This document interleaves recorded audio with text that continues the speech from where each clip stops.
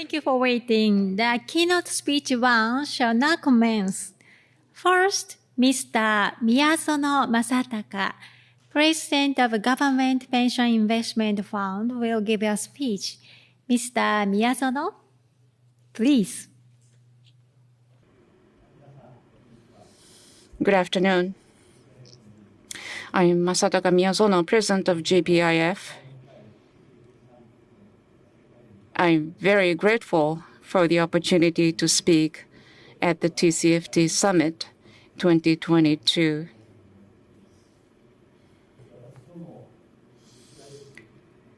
And GPIF has positioned climate change as one of the most important themes of our ESG activities. And as part of this, we announced our endorsement of the TCFD principles in December 2018.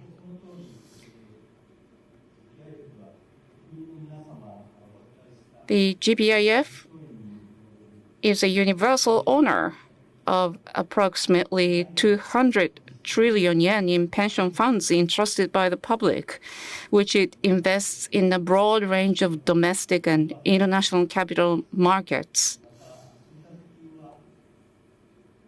And the GPIF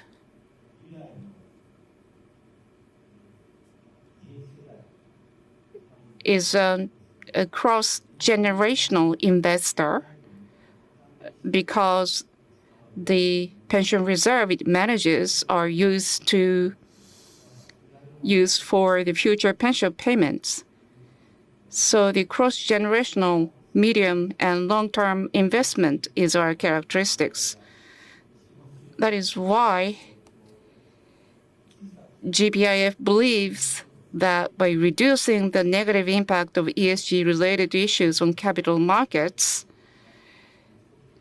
the markets can grow sustainably, which is essential for us. In particular, the risks associated with climate change occur simultaneously in all asset classes and issues, and cannot be completely erased through diversification. Moreover, it is a risk that is extremely likely to materialize in the long term, which is why the GPIF thinks that it has a significant impact. That is why we have been actively tackling the climate change issue. Since 2019, and based on the TCFD recommendations, we have been expanding our disclosure. In the 2021 disclosure, the GPIF has further enhanced its analysis, and we newly analyzed policy trends towards the realization of carbon neutrality. With COP26 in 2021, the world is moving toward achieving the goal of carbon neutrality. As of March 2022, 88 countries and regions have committed to carbon neutrality, including those countries that are preparing to do so. The coverage of commitments based on GDP has reached 99.6%. In the future, in order to achieve the 2030 and 2050 targets, countries are expected to mobilize physical, monetary, and environmental policies. And correctly grasping this major policy shift is extremely important for the GPIF, which invests in a wide range of equities and bonds around the world to properly steer its portfolio. As for the TCFD disclosure of GPIF, the 2021 ESG activity report includes that, and and please take a look at it. And today, thanks to Meti, at the entrance of this room, we have prepared some copies for those who are interested in taking a look at it. Russia's invasion of Ukraine has brought about serious energy supply insecurity in European countries, leading to growing concerns over a slowdown in carbon neutrality efforts and a swing back to fossil fuels. And this will impact the risk and return changes for ESG investment. However, the need for carbon neutrality and the importance of achieving the goal have not wavered at all. From the perspective of energy security, on the contrary, we believe that the major trend toward the emphasis on renewable energy will further accelerate. On the other hand, achieving carbon neutrality will require transitions to less carbon-intensive business models in a wide range of industries. The transition. And from an investor's perspective, it is desirable for companies to properly disclose their transition process and goals in line with ESG disclosure standards. And that is desirable for evaluating the transition. In this sense, we are paying attention to the ISSB efforts to develop a unified international standard for ESG disclosures. If the confusion from the existence of many disclosure standards can be eliminated, it will streamline corporate disclosure. Furthermore, if the comparability of disclosed information is enhanced, we expect that the ESG information will be properly reflected in corporate value and asset value.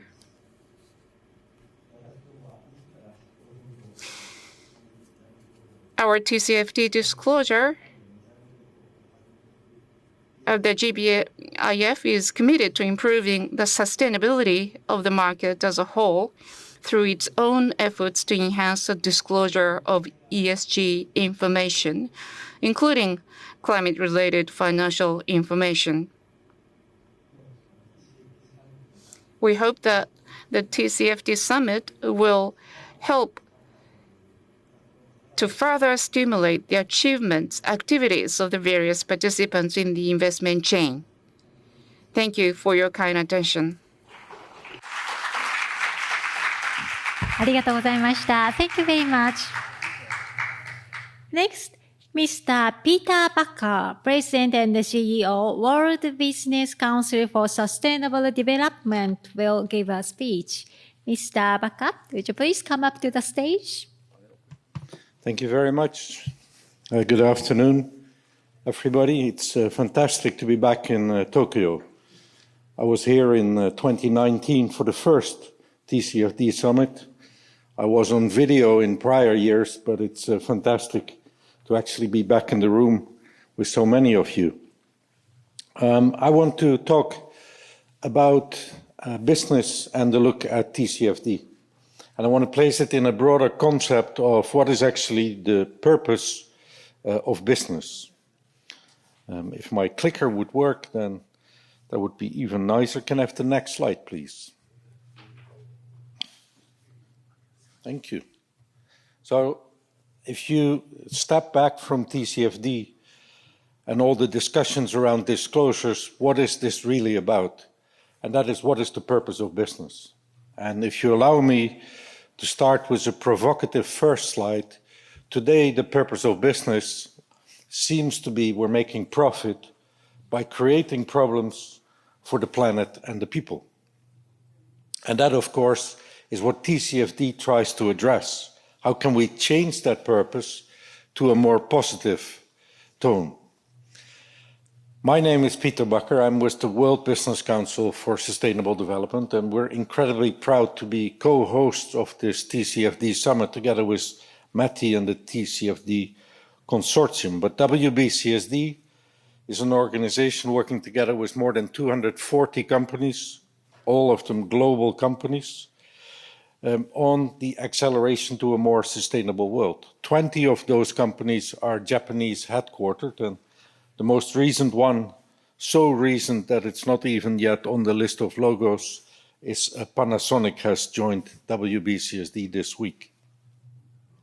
What we say in the WBCSD is that sustainability has many faces, and in many ways it's become too complex for many people to grasp. So what we say, there are three global challenges that all of us need to think about. The first one, obviously, climate emergency. The second is the loss of nature or loss of biodiversity. And the third one is mounting inequality. The C in TCFD obviously stands for climate and the climate-related financial disclosures. And climate is indeed probably the most pressing of our challenges, but they are all interrelated. We all have seen the weather events, the strength of the typhoons here in Japan, the floodings of more than half of Pakistan, partially because the monsoon rains have become much more severe than in the past, but equally because of the melting of glaciers in the Himalayas. We've seen major rivers in Europe, the Rhine and others, dry up. We've seen the Yangtze Delta River dry up, severely putting pressure, further pressure, on the resilience in supply chains. So these topics, maybe once were in the models of scientists warning us for bad events to happen, are now really impacting today's society. And science is only getting more alarming. Tipping point research that recently was published is showing us that 1.5 degrees is not an ambition level, is an absolute hard stop that we need to remain under. And that brings me to the conclusion that business as usual, meaning continuing to operate the business in the way that business has always done, is just no longer viable. Economically, it's becoming more and more risky, and TCFD will lay that out. Environmentally, it's dangerous, socially unacceptable, and in more and more countries also being challenged in courtrooms. So business has to change. We need to think about what is a future that we really want. In WBCSD, we've worked with more than 40 companies, many of them Japanese, to say what is actually a vision for the long term. And we came to these words, there is going to be a world where we are with more than 9 billion people. We might actually hit 10 billion people. We want all people to live well within planetary boundaries, and that, of course, all by mid-century. And the planetary boundaries means we need to stay below 1.5 degrees of warming, and we need to make sure that we get back to a regenerative Earth system that can support all our activities. And if you really strip it from all the noise, that means we need wholesale system transformation. In simple words, everything has to change. The energy we use, the food we eat, the transport mode that we select, everything will change. And the financial sector is no exception to that. And again, TCFD is the most important instrument to create a language between business and the financial markets that we have created so far. And this particular slide means that also everything in boardrooms of business will change. It's no longer just about the financial performance of a business. It will still be relevant, but sustainability is now really at the core of what a company has to think about, plan for, strategize, implement, and eventually disclose. So the discussion in boardrooms has completely changed. It is no longer about why sustainability is important or what it is we need to do, but it is now really on how do we decarbonize the operation? How do we become nature positive, more equitable? How do we work together across value chains? How do we explain these transitions to the capital markets, to our investors, and to our financiers? And again, TCFD has obviously a critical role to play in that respect.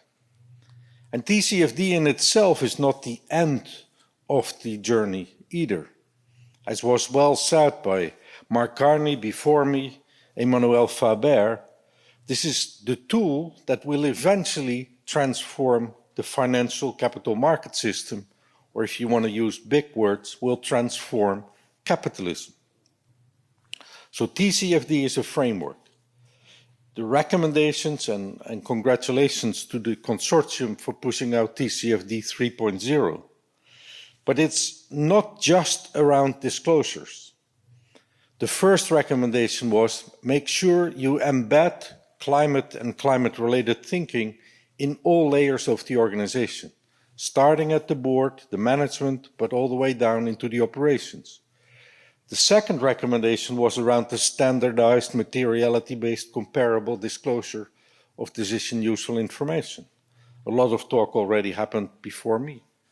But the third element is about strategic scenarios. What will happen in a 1.5 degree world to your business model, and how can you develop strategies to still be successful?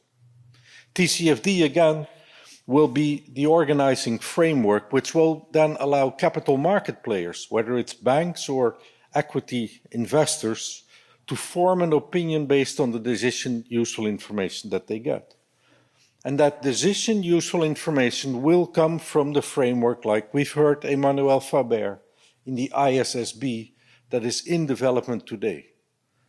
And if I may plead one thing this afternoon, let's please all make sure that ISSB becomes the one global baseline that we will all use. Let's not make the mistake of getting different regulation, different standards in different regions of the world. Climate is a universal challenge. We need one standard to take stock of our progress. But the end goal in all these changes in the capital market is not the disclosure standard either. TCFD is the governance framework. ISSB will be the global baseline for disclosures. Capital markets will integrate this decision useful information in their valuation models. And eventually, the end goal is that more sustainable businesses will attract a lower cost of capital. The minute that a business knows that its cost of capital will come down by better managing its environmental and its social risks, or by grabbing the innovation opportunities that this transformation will offer, the minute they realize the cost of capital is lower, they will know that they can attract more capital to invest more in the innovations that are necessary. And then capitalism all of a sudden works for sustainability instead of against sustainability. And that, in my mind, is the ultimate goal that was kick-started by TCFD and is now being followed on by the ISSB. So WBCSD, my organization, has done many things already on TCFD. We've worked in 6 sectors with more than 30 companies to road test the recommendations in so-called prepare fora. We've created reference scenarios, initially in the energy space, at this point in time in the food and agriculture space. And these will be made publicly available in a tool, and that will all be launched at COP27. We've supported TCFD Secretariat, and of course, we're working on a number of the scenarios and the finance connections that are necessary through a CFO network that we've built. Because if anyone from business is listening to these words, it is now critical to get the CFO of the companies involved in the sustainability strategy, in the implementation of TCFD, and eventually in the renewal of the capital market engagement.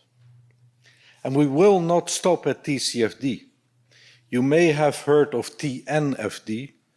You may not yet have heard of TSFD, but these are just next iterations of TCFD.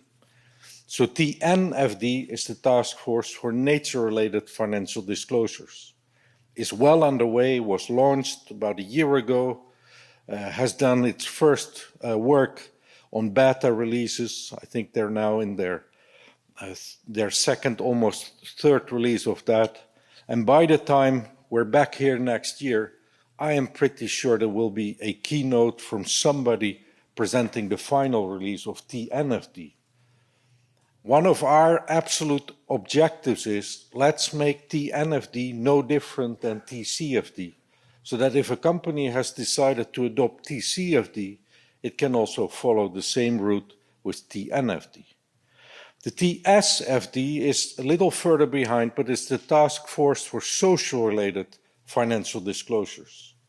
Human rights, equality issues, diversity and inclusion will be captured in that. There's a big effort underway, the Business Commission to tackle inequality, and somewhere next year, possibly again, we can talk about it in the 5th TCFD Summit here next year. Also, the TSFD will then have been launched, and probably the year thereafter will come up with its recommendations. All the same framework so that business can adopt not just climate, but nature and inequality aspects as well. And if we get all this right, and that's really where I want to end this short talk, if we get all of this right, this purpose of creating profits by producing problems, we can finally stop doing. And we can turn the purpose of business into producing profitable solutions for the people in the planet. And if we achieve that change of mindset, then we will create the future we want. Then TCFD will have served the purpose for which it was invented, and the TCFD Summit will have gathered a bigger and bigger group to get on that journey. Thank you very much. Thank you very much, Mr. Bata. Thank you. Now we would like to move on to panel discussion 1. Panel discussion 1, responding to the global trend of constructing disclosure rules and assessing opportunities, will now start. The facilitator of this session is Mr. Nagamura Masaaki, Fellow International Initiatives, Tokyo Marine Holdings Inc. Now I'd like to pass the facilitation to Mr. Nagamura. Mr. Nagamura, please. Thank you very much, and hello everyone, and welcome to the first panel discussion of the TCFD Summit 2022.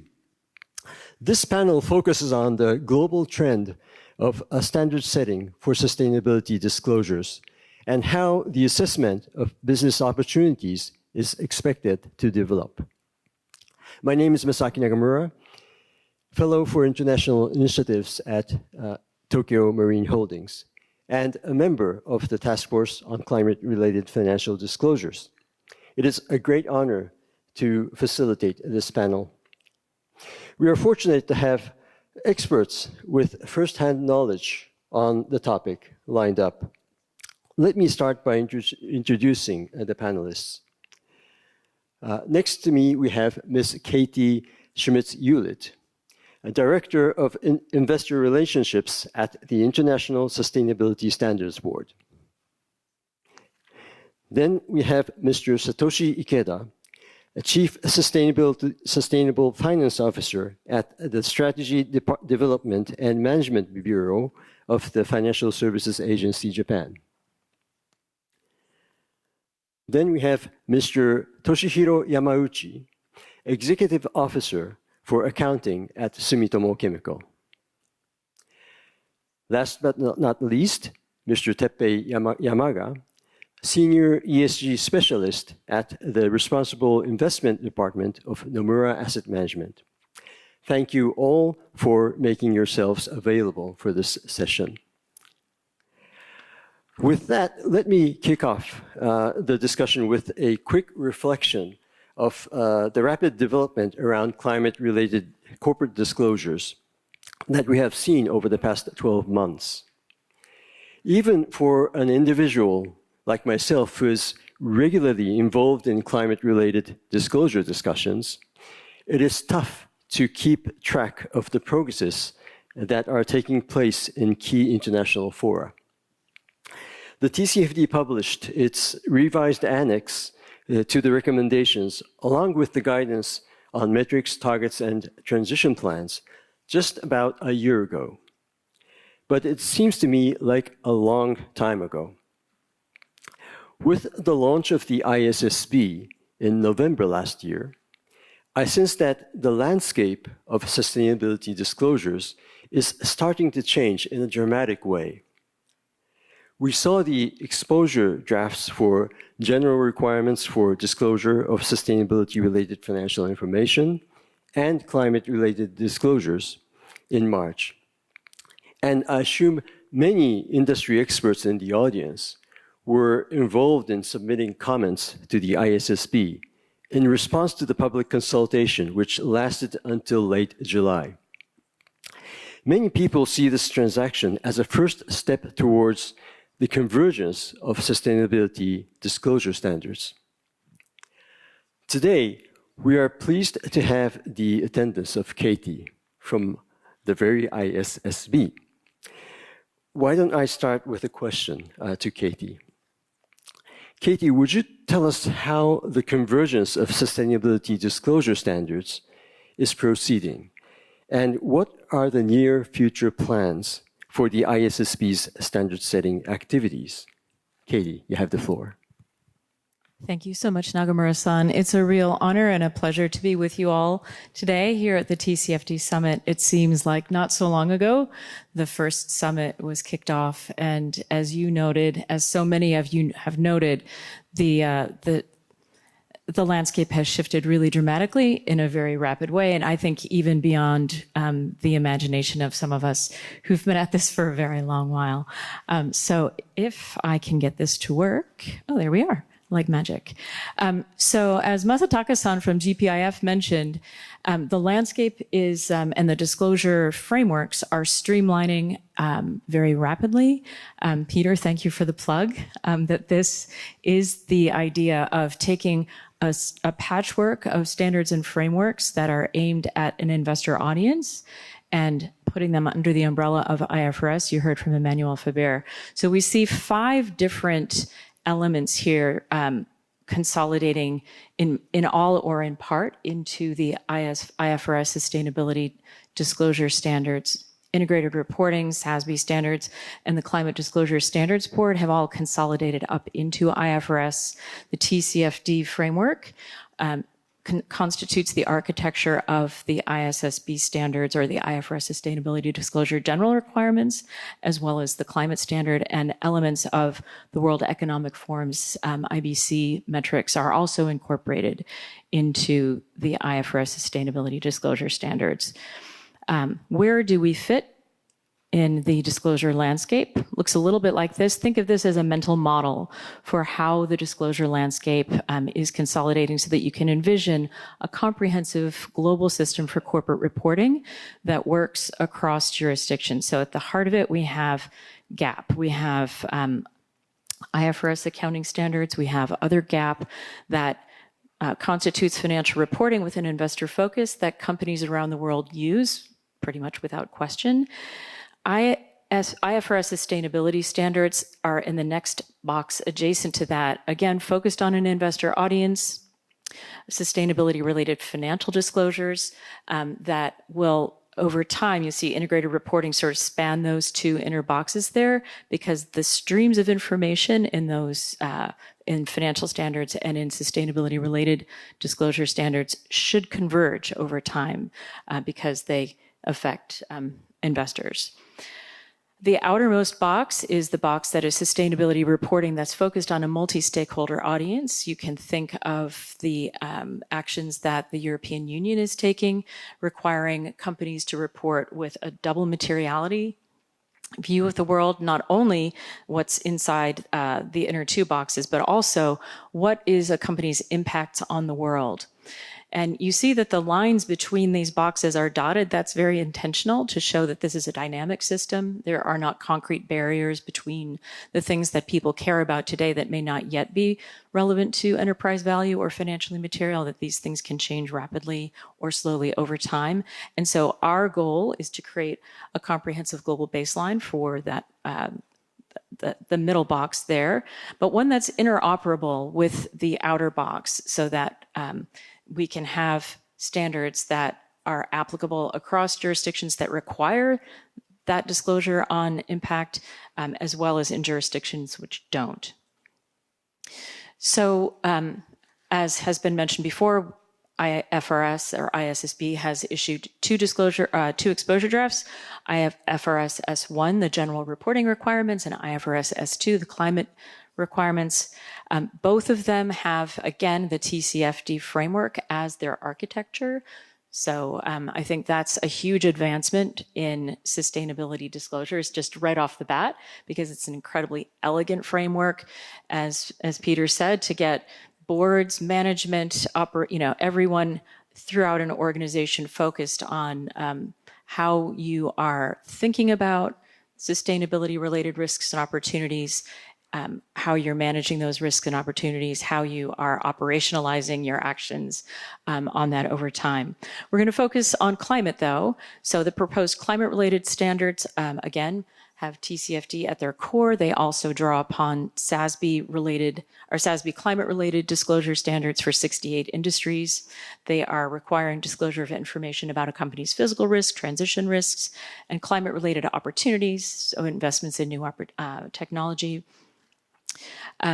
Those exposure drafts were out for comment for a 120-day period from the end of March to July of this year, and the response has been phenomenal. We received over 1,400 comment letters. We interfaced with 400 consultations with over 30,000 participants around the world. Over 1,000 hours were taken to analyze those comments, and I'll talk a little bit about that in a moment. So what happened, before I go on, I should talk about the themes that are emerging from those consultations. There was broad support for the establishment of a global baseline for this kind of disclosure, so that's very positive. There was encouragement and an enthusiastic response to ISSB building on the standards and frameworks of existing investor-focused frameworks like TCFD, like SASB, like CDSB. And people were pleased that we met the guidelines or the timeline that we set about for going about publishing these exposure drafts. We are hearing different themes come out of that. You heard Emmanuel talk about proportionality, scalability. We are looking to create better guidance to help companies understand those issues that are relevant to enterprise value. And that's quite related to the scalability, in my view. We heard concerns about the timing requirements. The exposure drafts currently call for the simultaneous publication of general purpose financial reporting along with the climate-related and sustainability-related financial disclosures, and challenges about obtaining some of the information that's called for in the requirements. So all of these things are being deliberated. As you heard, we are really trying to complete the discussions on all of that, the consultations and comment letters that we've received by the end of the year. And I think, as you heard Emmanuel say, you will know by the end of the year very clearly the direction that we are planning to travel. We are aiming to issue the final standards as soon as possible in 2023. Again, balancing a focus and a need for timeliness, along with the thoughtful consideration of the comments that we've received, as well as a delivery plan for what happens with SASB standards and SASB standards projects, which are now the responsibility of IFRS. And we are working very carefully on capacity building so that companies in emerging economies and small and medium enterprises can take up the standards. When it comes to opportunities, I think I don't know if you want me to address that now or if you want me to get to that later, but I encourage all of you to participate. I guess that's my last slide. But you can keep track of what's happening with the standards board deliberations on a monthly basis. All of our papers are published on the IFRS website, and all of the results of the board meetings are also published on the IFRS website. And our IFRS AO office here in Tokyo will be producing translations of those deliberations. So you can contact us for that information anytime that you would like. Thank you, Katie. That was an excellent illustration of which organizations are involved in the convergence effort and which direction the discussion is heading towards. So thank you very much for that very precious information. Now that we have a clear understanding of the international landscape of climate and sustainability-related disclosures, the audience may wonder how Japan is keeping up with the change. Let me turn to Ikeda-san to solicit his view from a financial supervisor perspective. Ikeda-san, could you tell us the current state of discussion on climate-related disclosures in Japan and how we are expected to respond to the international trend as Katie has just laid out? Thank you that question for me. Well, certainly Japan is working on this issue very seriously, and as you may be aware, the Sustainability Standards Board of Japan, which is the sustainability-related disclosure standard setting bodies in Japan, was created earlier this year. And well, the Financial Services Agency, which I come from, decides the regulation on the corporate disclosure system, and we already decided that the sustainability-related information should be a part of the overall corporate disclosure system.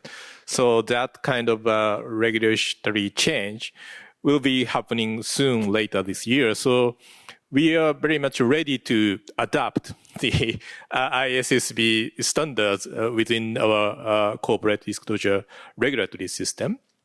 And obviously, that is following the certain trend we witness in the global arena from voluntary to mandatory. Also, well, as many people already explained, that the TCFD has provided a certain framework for disclosing the sustainability-related information from governance, the strategy, risk management, and metrics targets. And that is also followed by the ISSB general requirements. So, well, as already many people mentioned, that the certain enthusiasm among the Japanese business community to adopt the TCFD framework as their sustainability-related disclosure standard framework for their own is, I think, coming to pay off with the recent global trend. So, well, we would like to build on that, the achievements we made collectively, and well, going forward, it's important that well, the getting certain traction from the trend that the Japanese communities has created on this matter, and especially the TCFD consortium is a great achievement to gather the institutional investors and financial institutions and the business cooperation together to make an engagement and dialogue on climate-related issues. And the common language for the dialogue and the engagement has been the TCFD. And well, that will continue to be so, but ISSB standards built upon the TCFD framework will come in to be at the center of the dialogue and engagement. And we would like to facilitate that process. Also, when we talk about the climate change, certainly the concept of transition or transition finance has been the certain focus for our attention. And I believe that the ISSB standards themselves will provide an avenue for furthering that kind of transition discussion going forward. And certainly that will help our discussion on the climate-related disclosure standards going forward.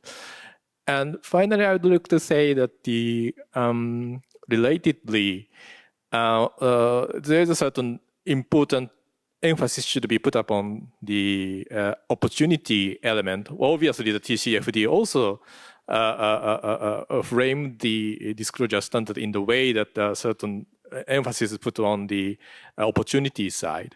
Opportunity side is very important because certain innovation and technological developments made by certain group of business corporation will lead to the creating the integral element for achieving net zero toward the 2050. And so in assessing the corporate value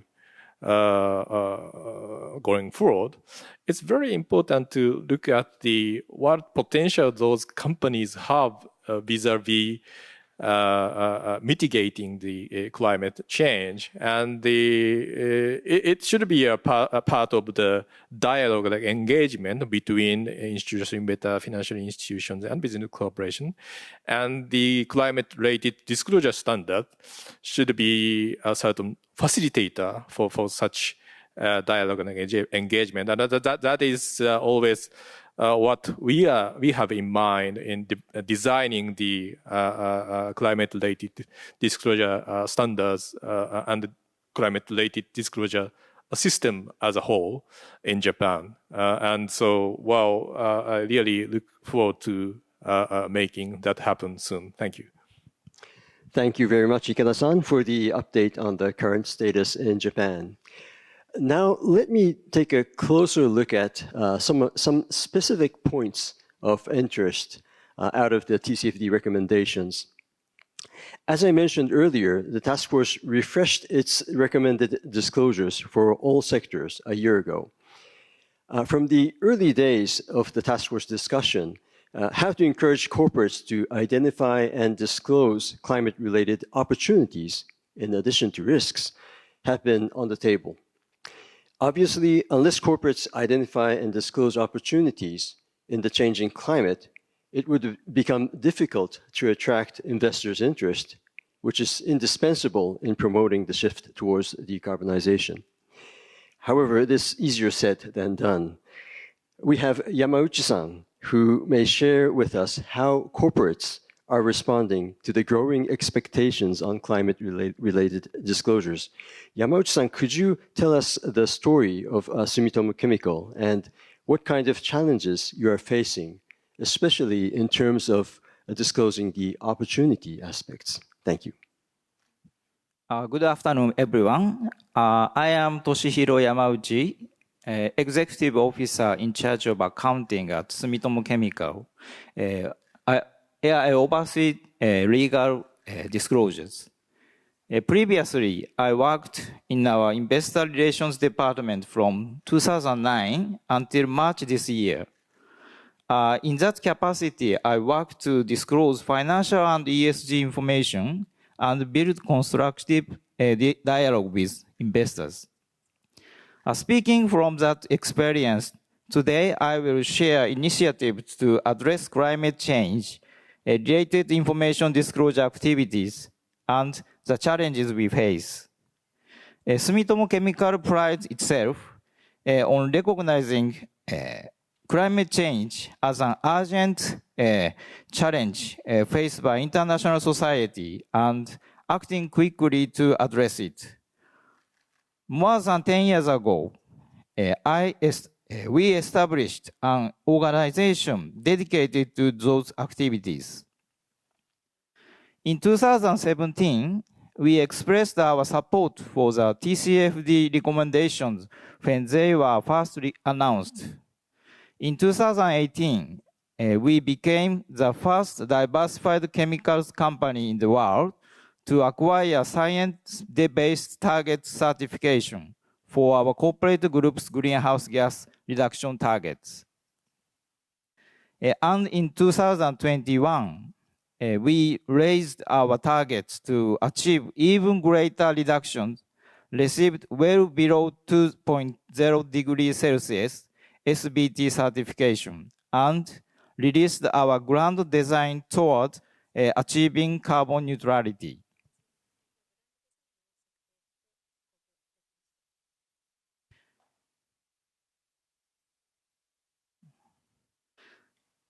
The grand design represents what makes Sumitomo Chemical unique.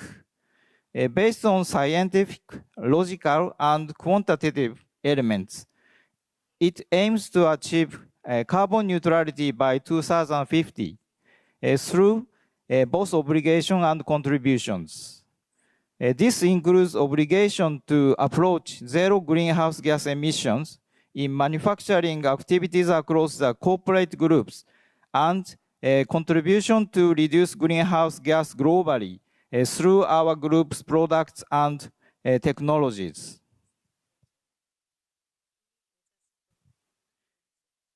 The chemicals industry emits a lot of greenhouse gases. Stock markets are paying attention to efforts to reduce emissions of those greenhouse gases. So at Sumitomo Chemical, we are focused on information disclosures and dialogue. We communicate to long-term shareholders and investors our approach to becoming carbon neutral through both obligation and contributions. This is based on an awareness of both the risks and opportunities related to the climate. It is important to be evaluated approximately through information disclosure, which leads investors to continue to invest and provide funding to Sumitomo Chemical. Since fiscal year 2019, we have conducted information disclosure in line with frameworks under the TCFD recommendations. In addition to releasing an integrated report, sustainability data book, and updates on our website, we also actively share information at ESG meeting where our president speaks. Furthermore, since 2001, we have secured transparency of information, leveraging third-party reviews of sustainability information, including greenhouse gas emissions. Moving forward, we will expand the corporate group's information disclosures beyond greenhouse gas emissions to include disclosures by business segment and disclosures of assets vulnerable to physical or transition risks. Meanwhile, some of the specific measures aimed at reducing greenhouse gas involve business reorganizations, which include cases where certain information cannot be disclosed out of consideration to customers, employees, and other stakeholders. Striking a balance between improving information disclosures and securing the anonymity of information is a challenge. To disclose opportunities, we actively highlight contributions in our grand design towards achieving carbon neutrality. Under our strategy, we share business opportunities, including building a circular system for carbon resources and initiatives such as carbon negative technologies. Under measures and targets, we disclose our targets and progress against key performance index in our revenue of Sumitomo Chemical Group products and technologies that contribute to addressing climate change, reducing environmental impact, and making effective use of resources. These KPIs have won favor with investors as an easy-to-track quantitative representation of our company's efforts and progress. Thank you very much, Yamauchi-san, for sharing views from a corporate perspective. Now, having heard from the corporate side, you may want to hear how investors are taking account of the opportunity aspect of corporate disclosures in their evaluation. Generally speaking, companies with products and services that are catered towards contributing to emission reduction of others, as well as companies willing to invest in innovative technologies for the future, are seen as contributing to the transition toward decarbonization. Although the TCFD recommendations address the importance of both risks and opportunities, in practice, how to assess the opportunity aspect in the context of transition is less advanced in comparison to assessing risk factors. Let me turn to Yamaga-san to invite his view on this. Yamaga-san, please tell us how climate opportunities are assessed by the market and what is the status of complying or adapting to the proposed ISSB disclosure standards. If you could also comment on how you think investors should support towards the realization of 2050 carbon neutrality, I would appreciate it. Yamaga-san, please. Thank you, Nagamura-san. So my name is Tepe Yamaga from Nomura Asset Management. Today, I'm very honored to be a panelist in this esteemed discussion, and I greatly appreciate the METI and everyone else involved in this TCFD Summit 2022. Nomura Asset Management is one of the leading largest investment management companies in Asia, with about 70 trillion Japanese yen assets under management. At Nomura Asset Management, I'm mainly responsible for stewardship activities and ESG integration, as well as climate-related initiatives for the achievement of carbon neutrality by 2050. So please show my first slide on screen. Yes, thank you. So as for Nagamura-san's question, I believe the most important roles expected of investors are to properly assess climate-related risks and opportunities of investing companies, and to efficiently provide the enormous amount of funds needed to achieve carbon neutrality by 2050, and to reduce financed emissions of our portfolio through various initiatives like engagement with companies. Financed emissions are greenhouse gas emissions associated with investment portfolio, attributing investing companies' emissions to the portfolio according to the investors' holdings. Last year, we joined the Net Zero Asset Managers Initiative, NZAM, and the Partnership for Carbon Accounting Financials, PCAF, and we set the 2050 net goal and 2030 interim target for our financed emissions.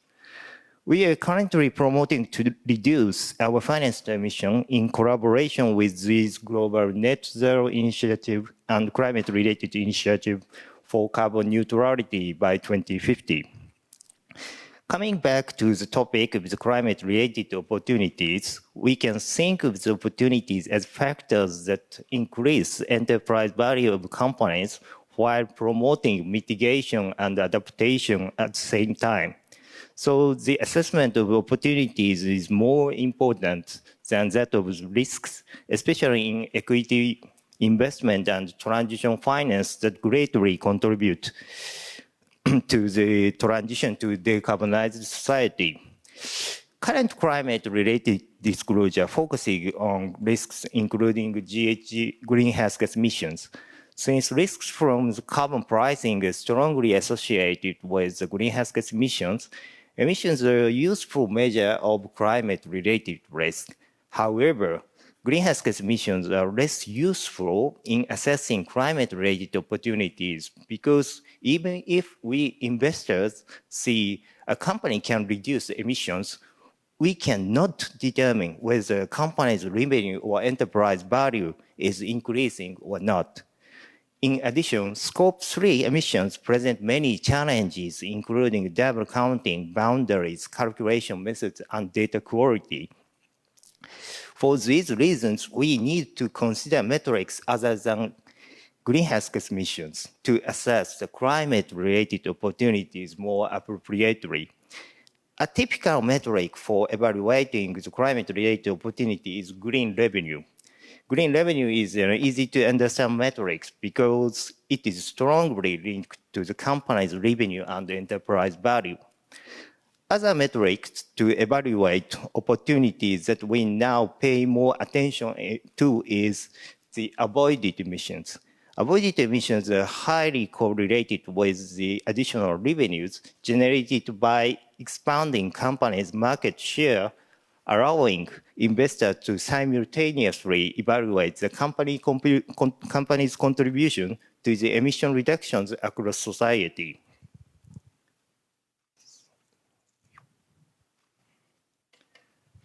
So starting this year, Nomura Asset Management quantitatively incorporates the avoided emissions into our in-house ESG scores for Japanese equity and investment decision.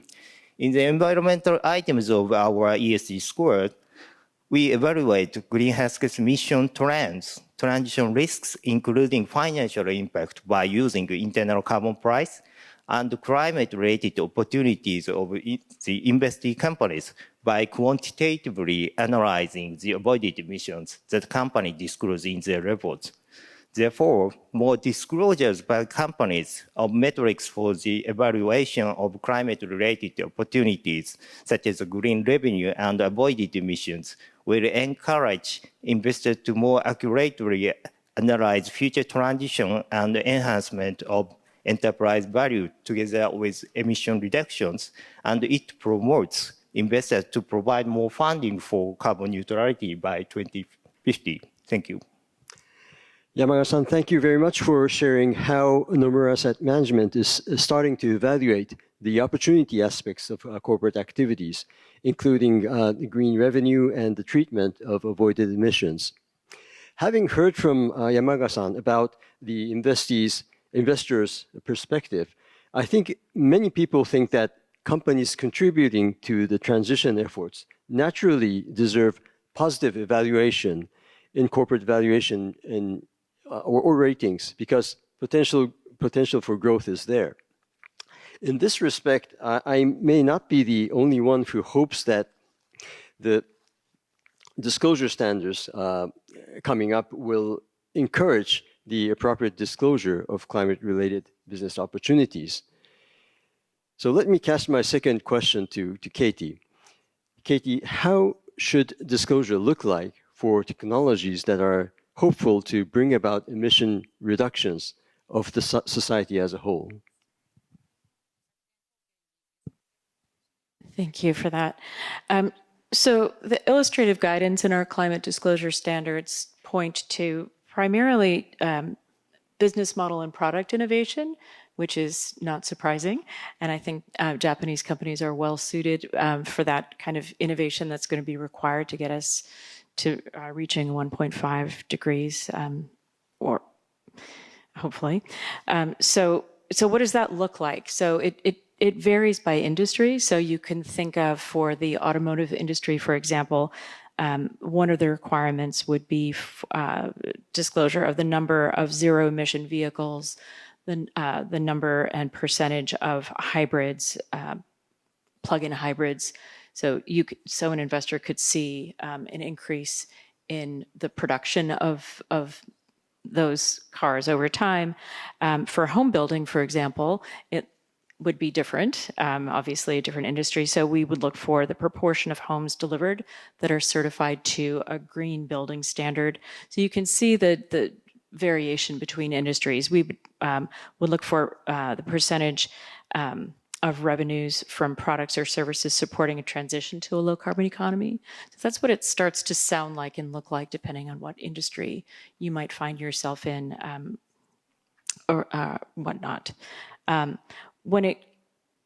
terms of the activities for for transitioning to a low carbon economy, again, getting back to the comments from Peter from the World Business Council on Sustainable Development, you want to see that a company is looking at this holistically from the board on down through its operations. So you'd be looking for capital allocations, the percentage of revenue that's invested in R&D in low carbon products or services. You'd be looking for investments in climate adaptation measures, for example, investments in soil health, in agricultural industries, irrigation, improvements in water usage and whatnot. So hopefully that is an answer to your question. Great. Thank you, Katie, for sharing examples of what constitutes opportunities from a in the disclosure context. Now, speaking of enhancing corporate disclosures on opportunities, one may think policy guidance and creation of a business environment towards green transformation, GX, of the entire society and economy are expected. May I ask Ikeda-san, as a policymaker, how disclosure and financing should be positioned to promote technologies to contribute to emission reduction of the entire society and investments to support them to achieve carbon neutrality by 2050? Nagamura-san, thank you for that question. Well, certainly the financial sector should be an enabler for making transition possible. And, well, obviously, the design of the climate-related disclosure framework, or more broadly, sustainability-related disclosure framework, should be in line with that objective. And given that ISSB provides investor focus a global baseline for sustainability-related disclosure standards, I believe that the opportunity is very much a center of that the disclosure framework anyway, because in order to evaluate enterprise value, we need opportunity assessment as well as risk assessment.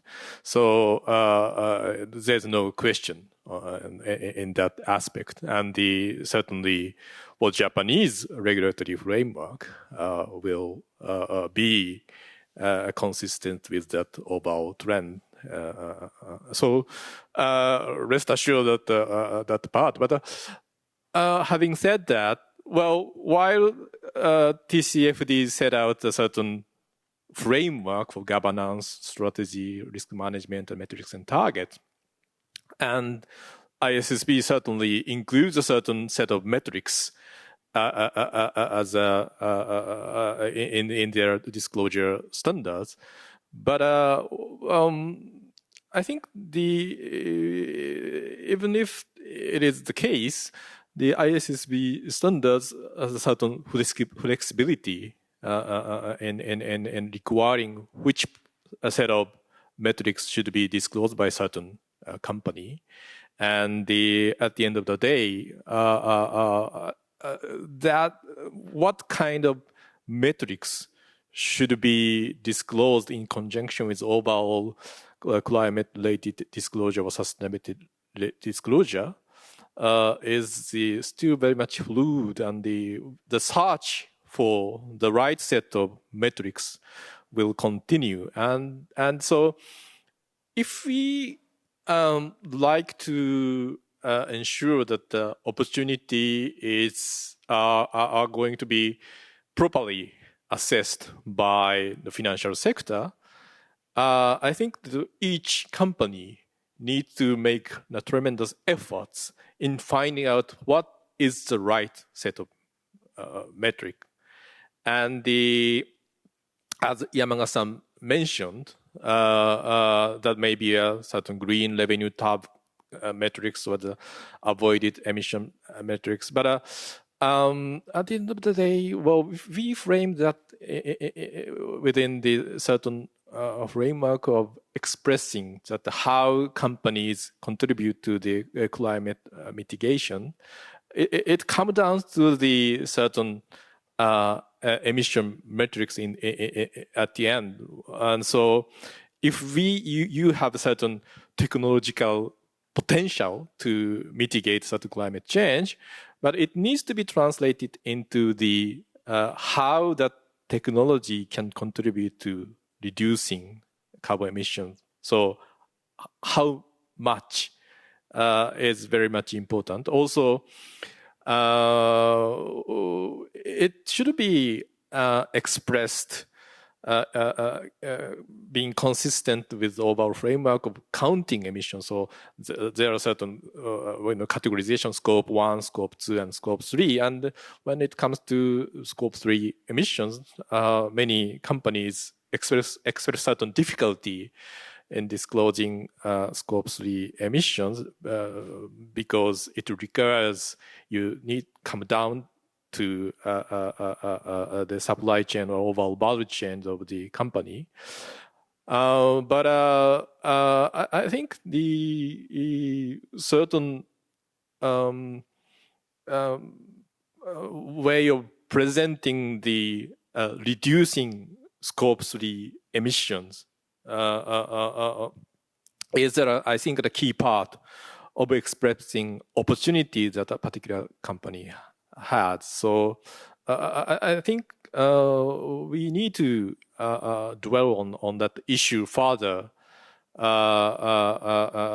in pursuing that the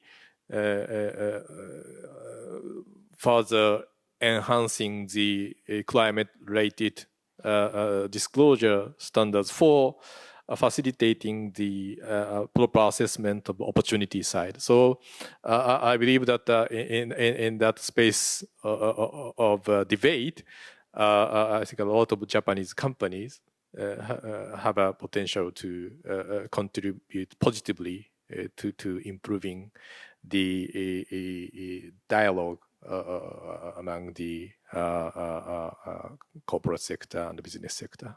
Thank you. That is helpful. Thank you, Ikeda-san, for sharing your view.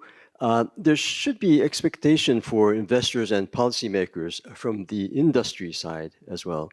Yamauchi-san, any words for investors and policymakers for the appropriate assessment of opportunities in the context of achieving carbon neutrality? Yeah, thank you for your question. First, let's consider this from the perspective of risk aversion. We disclose a roadmap for future greenhouse gas reductions.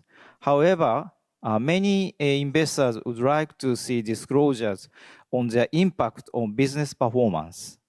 Meanwhile, the impact of greenhouse gas reduction on our business performance is greatly influenced by the build-out of infrastructure, such as low-emission electricity and consumer acceptance of higher cost to reduce greenhouse gases. We and others in industry keep a close eye on these movements to better time the investment of management resources.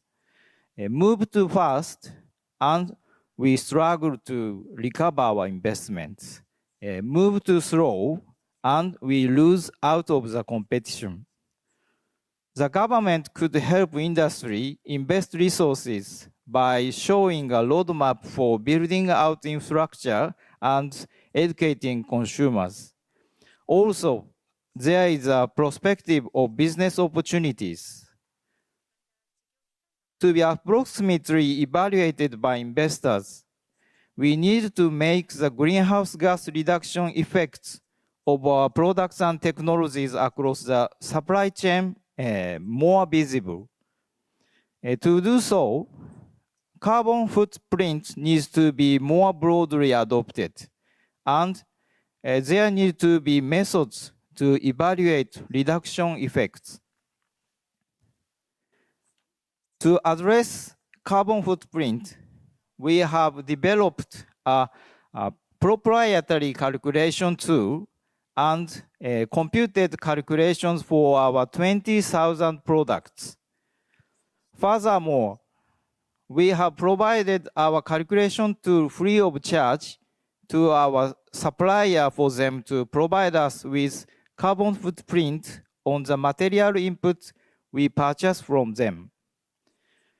We have expanded free use of the tool beyond our suppliers to the public and hope to contribute to the broader adoption of carbon footprint calculations. I would like to share with you a short video clip about this. Please. Sumitomo Chemical has developed a system, CFP Tomo, that can efficiently calculate the carbon footprint of products. It can be used with Microsoft tools and can handle complicated material flow in chemical plants. We provide the system free of charge so as to contribute to the reduction of greenhouse gas emissions through CFP calculation. Thank you. When evaluating greenhouse gas reduction effects, it is possible to calculate our direct contributions to greenhouse gas reductions in situations where we license to others our proprietary low-emission manufacturing processes. Meanwhile, our battery materials for electric vehicles contribute indirectly to greenhouse gas reductions through the expanded adoption of electric vehicles, making it difficult to calculate the extent of our direct contribution. Also, our initiative in plastic recycling and other circular systems for carbon resources are categorized under Scope 3 for the greenhouse gas protocols, but there are no rules clarifying where in the value chain in the contribution to greenhouse gas reductions resides. Moving forward, we hope to see progress in setting forth rules for how to calculate contributions to greenhouse gas reductions. Thank you.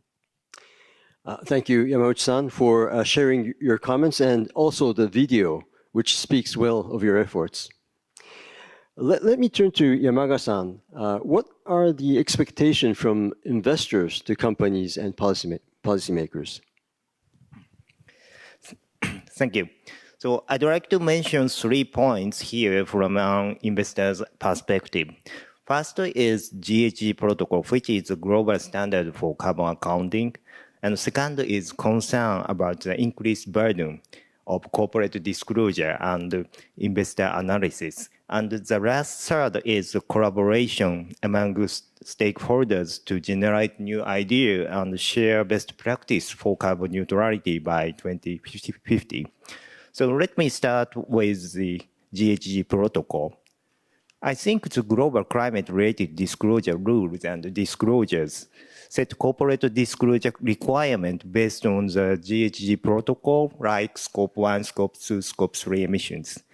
While this is not a problem, we should understand that GHG protocol is not perfect, especially in terms of the climate-related opportunities assessment. So if necessary, improvements to the GHG protocol itself should be considered in the future. Secondly, regarding the burden on companies and investors, it's very great that the ISSB is now converging a variety of climate-related disclosure standards. In the meantime, I am a little concerned that if many climate-related disclosure items, including industry-based disclosure requirements, will be required and recommended, corporate disclosure and investor analysis could be more inefficient and ineffective. As a result, the companies may not be able to raise enough funds from the investors to achieve carbon neutrality by 2050. I'd like to ask policymakers to develop the climate-related disclosure standards that take into account the burden on companies and investors, considering the materiality of disclosure items from the perspective of the corporate valuation and investment decisions by investors. The last third point is about collaboration. I believe we need collaboration between policymakers, companies, and investors in order to create new ideas and share best practice like the avoided emissions as key metrics of climate-related opportunities. At the end of the last month, supported by the METI, total 79 Japanese companies, including financial institutions and investors, established the GX Business Working Group, where GX means green transformation. Towards fiscal year 2023's full operation of GX3 and realization of carbon neutral society, GX Business Working Group aims to establish an appropriate framework to evaluate Japanese companies' climate-related opportunities and their contribution to carbon neutrality. Through the discussion in this working group, we intend to develop a guideline and take initiatives on climate-related opportunities by the end of fiscal year 2022. Nomura Holdings and Nomura Group companies, including Nomura Asset Management, lead this discussion and collaboration as a chair of GX Business Working Group. I expect the policymakers will actively support creating more places for collaboration among stakeholders like GX Business Working Group. Also, our ideas about the evaluation of avoided emissions, as I mentioned, in our in-house ESG scores, actually grew out of the engagement and collaboration with policymakers and companies. I believe the sharing challenges and best practices through the collaboration will better ensure the achievement of carbon neutrality by 2050. Thank you. Terrific. Thank you for touching on the GX Business Working Group, for which I am also very excited. The group had its kickoff meeting this past Monday, and I was there, and I felt that the discussion was very done in a constructive manner. So we're hopeful to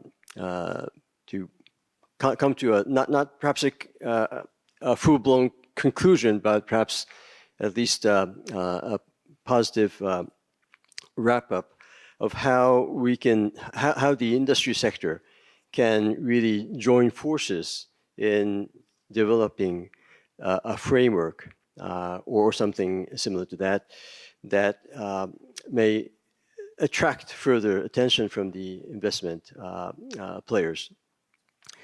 So that does it for the discussion part, but I wondered if any of the panelists have any last word to mention. If you can pick up on any of the discussions, and if you can share any of your takeaways, and this is, of course, in a voluntary manner, I would appreciate it. Katie, do you have something to say? Sure, thanks for that opportunity. So it's just really encouraging to hear everyone's perspectives and see the work of Sumitomo Chemical making that tool available. I think we're going to need every tool. We're going to need changes of allocation of capital across the entire economy. As Peter said, we need to change everything that we do. And the purpose of IFRS is to enable transparency, put better information into the hands of both companies and investors to yield better decisions. So that includes not only, and I really want to emphasize this, not reporting for the sake of reporting, but reporting internally for your own benefit to see where do we have opportunities for change and growth, opportunities to innovate, avoid emissions, and so on and so forth. And the better information, the more you can, improve the measurement of these things, the better you can manage it. So it's, sometimes we hear about the burden to reporting companies. We know that this is a change.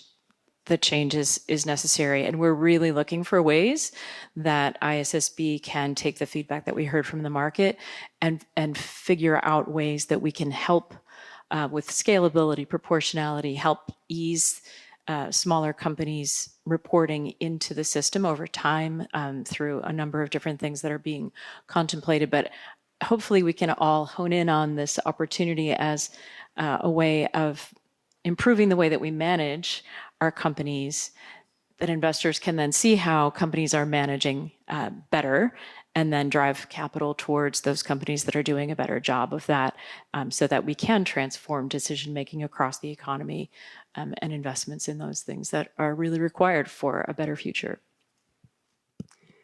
Great. Thank you, Katie. Thank you, Katie, for the excellent comments. Really appreciate it. Ikeda-san, you have some words? Yes, thank you.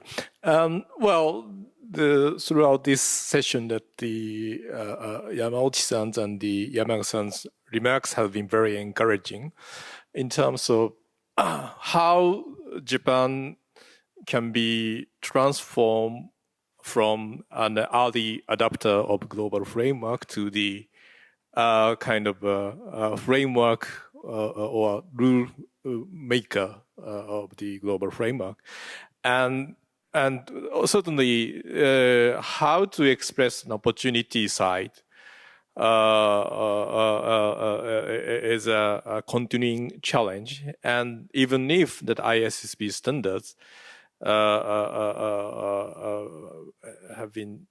be finalized early next year, I believe that that kind of discussion will continue. And actually, overall, the climate-related disclosure standards continue to be evolving thing. So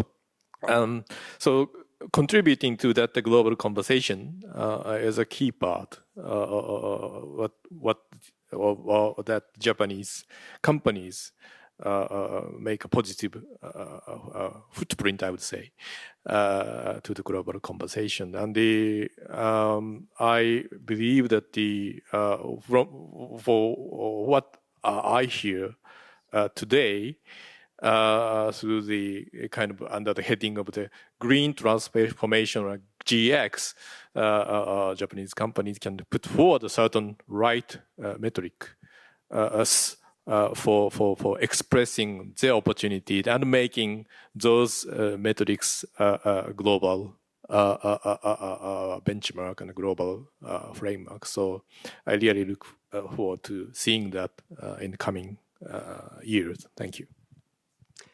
Thank you, Ikeda-san, for that. So now that I have heard from Katie and Ikeda-san, splendid remarks, I'm losing the need to wrap up to say anything special in addition to what you have commented. So as the time is running up, I'd like to close the session. I hope the session was of interest to you. I'd like to ask you to join me in thanking the panelists for their superb contribution to the discussion. And I'd like to thank all of you who have joined this session, both physically and online. And hopefully we'll see you next year. Thank you very much. Thank you very much. Thank you, Mr. Nagamura and the panelists. Thank you very much.